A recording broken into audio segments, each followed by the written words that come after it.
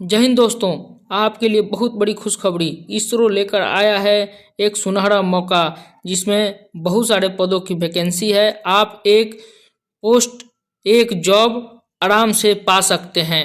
अब जॉब कैसे पाना है इस वीडियो के द्वारा आपको बताया जाएगा, तो इस वीडियो को शुरू से लास्ट तक देखें।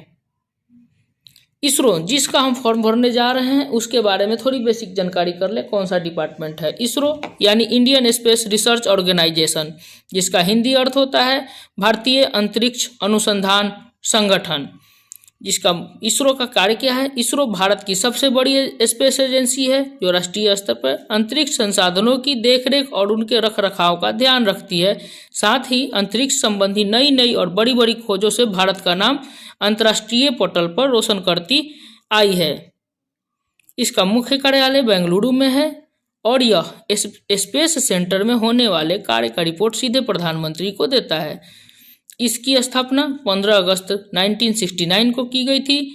इसके father of ISRO doctor Vikram Sarabhai, जो बहुत बड़े वैज्ञानिक थे, इन्होंने इसरो की स्थापना में बहुत बड़ी भूमिका निभाई थी, डॉक्टर विक्रम साराभाई। तो चलिए अब वैकेंसी की बात करते हैं।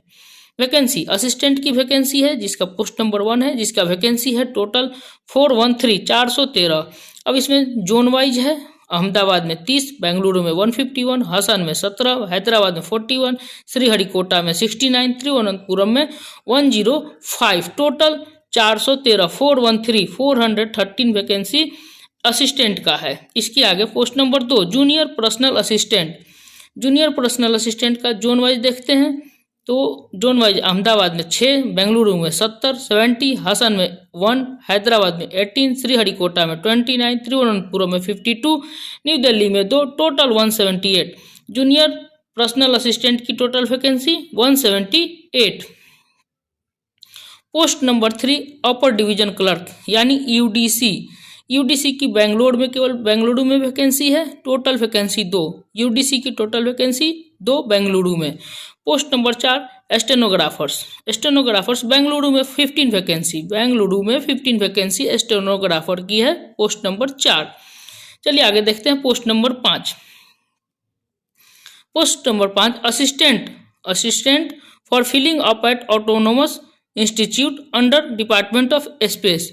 अंतरिक्ष मंत्रालय के अंडर में कुछ और वैकेंसी असिस्टेंट की जाएगी, जिसमें जोन वाइज है हैदराबाद में 2 और तिरुवनंतपुरम में 1, टोटल 3 वैकेंसी है असिस्टेंट की जो अंतरिक्ष मंत्रालय के अंडर में काम करेंगे।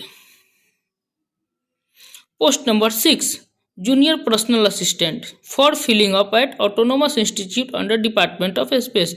अंतरिक्ष विभाग में जूनियर पर्सनल असिस्टेंट के तौर पे कुछ और वैकेंसियां हैं। जूनियर पर्सनल असिस्टेंट की कुछ और वैकेंसियां है हैदराबाद में, जिसकी वैकेंसी हैदराबाद में केवल 1 है। हैदराबाद में वैकेंसी 1 है, पोस्ट नंबर 6। चलिए बात करते हैं एजुकेशनल क्वालिफिकेशन की। दोस्तों एजुकेशनल क्वालिफिकेशन सबसे पहले हम बात करते हैं असिस्टेंट और यूडीसी की, पोस्ट नंबर 1, 3 एंड 5, 1, 3, 5। सबसे पहले इसकी बात कर लेते हैं। इसमें ग्रेजुएशन चाहिए 60% मार्क्स से और CGPA 6.32, जिसमें जो रिकॉग्नाइज्ड यूनिवर्सिटी का डिग्री होना चाहिए। ग्रेजुएशन 60% और CGPA 6.32। इसके अलावा कंप्यूटर का लिटरेसी, कंप्यूटर साक्षरता होनी चाहिए, कंप्यूटर का ज्ञान होना चाहिए। इसका टेस्ट किया जाएगा असिस्टेंट और यूडीसी के लिए। अब बात करते हैं जूनियर पर्सनल असिस्टेंट और स्टेनोग्राफर की, पोस्ट नंबर 2, 4, 6।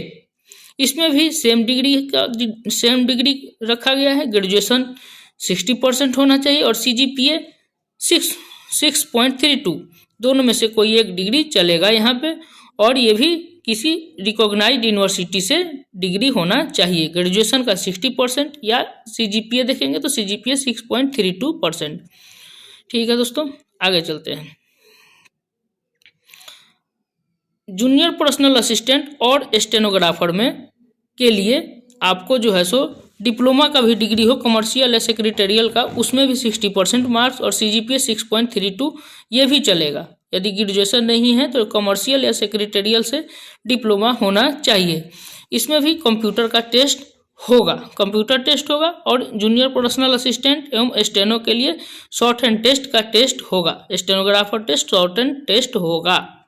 दोस्तों कुछ महत्वपूर्ण सूचनाएं ऑनलाइन अप्लाई करने के संबंध में, जैसे एज लिमिट, अनरिजर्व यानी जनरल कैटेगरी का मैक्सिमम एज लिमिट 28 ईयर्स होना चाहिए, 28 साल। उसी तरह ओबीसी का मैक्सिमम एज है 31 ईयर्स एंड SC/ST का है 33 ईयर्स। ये आपका एज लिमिट है।